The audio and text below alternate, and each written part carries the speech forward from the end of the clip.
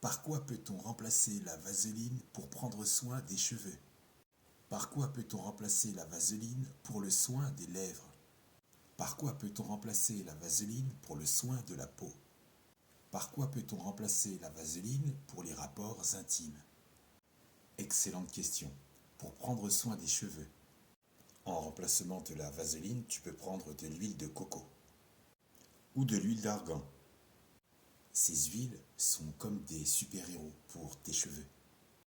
L'huile de coco pénètre ta tige capillaire et l'hydrate en profondeur, tandis que l'huile d'argan est riche en vitamine E et aide à dompter les frisottis. Ça, c'est plutôt quand on souhaite avoir les cheveux bien lissés. Et pour les jours où on souhaite garder ses boucles naturelles, il n'y a pas mieux que l'huile de coco. En gros, avec ces deux huiles, c'est comme si tes cheveux prenaient des vacances dans un spa tropical. Pour le soin des lèvres, en remplacement de la vaseline, tu peux prendre du beurre de karité ou de l'huile d'amande douce. Et pour les cheveux aussi, si tu veux varier et alterner coco et argan. Le beurre de karité est comme un gros câlin pour tes lèvres, les rendant douces et surtout bien nourries.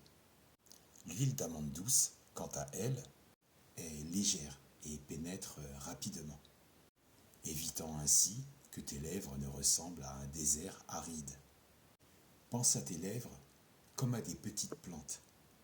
Elles aussi ont besoin d'hydratation pour fleurir. Quand tu choisis un baume à lèvres, assure-toi qu'il y ait bel et bien des éléments nourrissants et hydratants.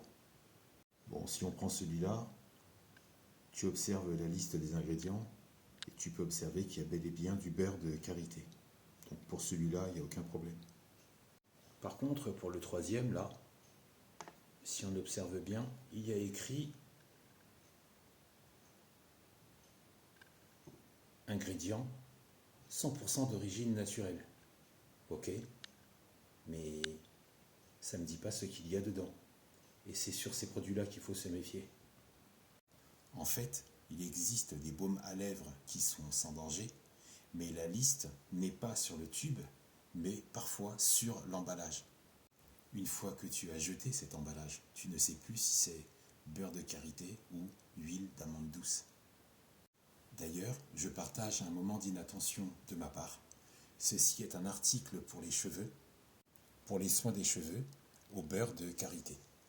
Donc, excellent pour le cheveu, il est pratique et il s'applique sans rinçage. Maintenant, en regardant la liste des ingrédients, je te laisse regarder. Tu as pu lire, tu as pu voir qu'il y a de l'alcool.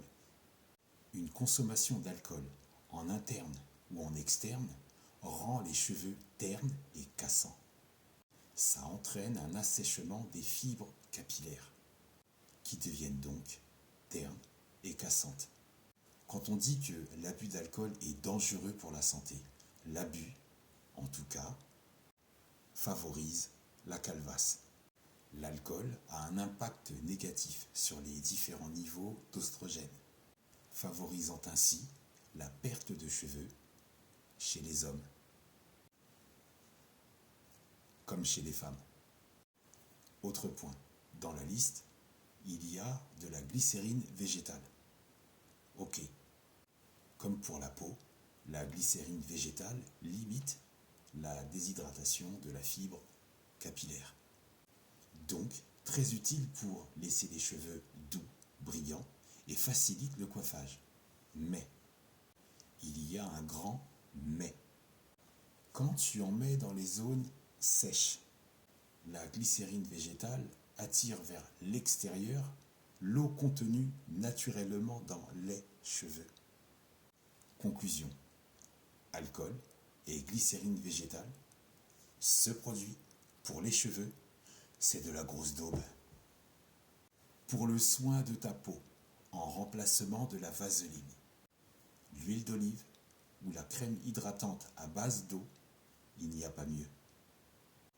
L'huile d'olive est non seulement délicieuse dans tes salades, mais elle est aussi un excellent hydratant. Elle contient des antioxydants qui aident à garder ta peau souple. Quant à la crème hydratante à base d'eau, elle est légère et pénètre rapidement, comme un ninja de l'hydratation. Ta peau te remerciera avec un éclat radieux. Pour les rapports intimes, en remplacement de la vaseline, tu peux utiliser le gel à base d'eau ou l'huile de coco. Huile de coco à utiliser avec précaution. Et je vais te dire pourquoi.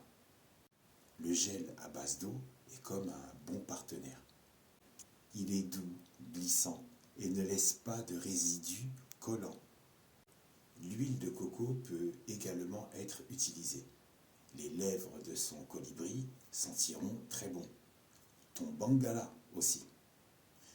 Mais attention, à ne pas utiliser avec préservatif en latex.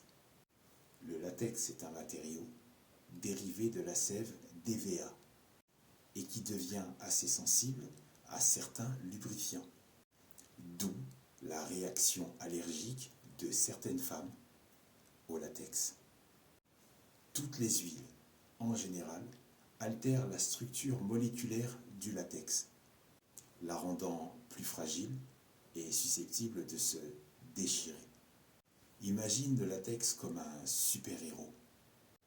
Il est fort, résistant, mais si tu lui donnes un peu trop d'huile de coco, il devient un peu glissant et moins efficace dans sa mission de protection. En bref, si tu veux que ton super-héros en latex reste en pleine forme, il vaut mieux opter pour des lubrifiants à base d'eau. Ils sont comme des frappés aux fruits sains pour ton préservatif. Ils le gardent en forme sans le compromettre. Donc, l'huile de coco pour les rapports intimes, oui, mais surtout pas avec des préservatifs en latex. C'est comme si tu pensais à choisir le bon costume pour une soirée. Il faut que ça aille ensemble.